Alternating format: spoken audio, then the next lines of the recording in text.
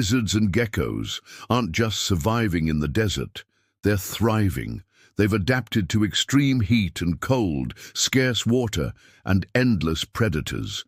From running on hot sand to climbing sheer rock faces, they're doing it all. So, how do they do it? Let's dig into the amazing ways lizards and geckos survive in the desert. First, they're masters of water conservation. Unlike many other animals, lizards and geckos can go without water for a long time. They get most of their water from the food they eat, like insects and small reptiles. But when times are tough, they can also get water from their urine and even their sweat. To reduce water loss, they're mostly active at night when it's cooler and hide during the hottest parts of the day. When it's so hot, only their scaly, dry skin helps them survive.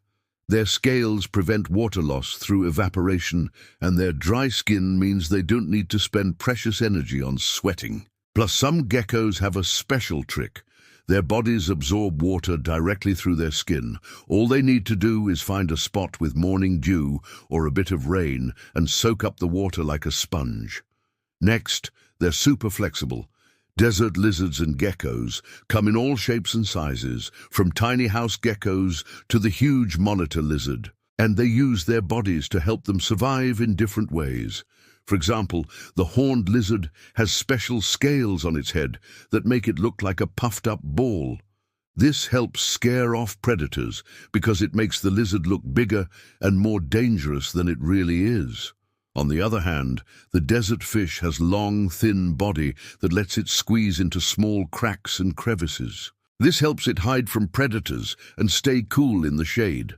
Plus, some geckos have special toes that help them grip onto rough surfaces like rocks and tree bark.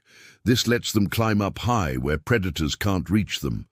Finally, they're super parents. Female lizards and geckos have lots of babies at once.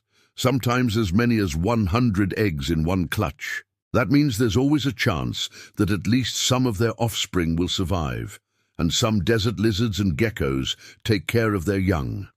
After hatching, the mother stays with the baby lizards for several weeks, teaching them how to find food and avoid predators. But despite these adaptations, desert lizards and geckos are facing threats. Climate change is making the desert hotter and drier, which makes it harder for them to find food and water. And as people move into the desert and build more homes and farms, they're taking away the lizards and geckos' natural habitats. But thanks to the efforts of conservationists and ordinary people like you, these amazing animals are still with us today. So what can we learn from these desert survivors? Well, first, we can learn the importance of adaptation. Lizards and geckos have had to adapt to some of the toughest conditions on Earth in order to survive, and they've done it in some pretty amazing ways. Second, we can learn the importance of flexibility. As the environment changes, lizards and geckos have had to be flexible in their habits and behaviors in order to survive. And again, they've done it in some pretty amazing ways. Finally, we can learn the importance of community. Lizards and geckos live in close-knit communities, and they rely on each other for help. For example, they often warn each other of danger, and they sometimes even work together to take down prey. So the next time you think things are getting a little tough, just remember, it could be a lot worse.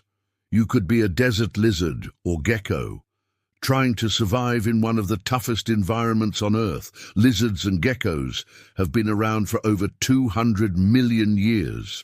They were here before the dinosaurs, and they've survived all sorts of environmental changes. But now they're facing a new challenge: climate change. The desert is getting hotter and drier, and that's making it harder for lizards and geckos to find food and water. But they're not giving up. They're adapting to the changing environment in the same way they've always adapted. They're being flexible. They're changing their behavior and their habits to better suit the desert's changing conditions, and they're doing it all without complaining. So the next time you're feeling a little stressed, just remember, it could be a lot worse. You could be a desert lizard or gecko trying to survive in a changing world. But hey, if they can do it, so can you. Thanks for watching. See you next time.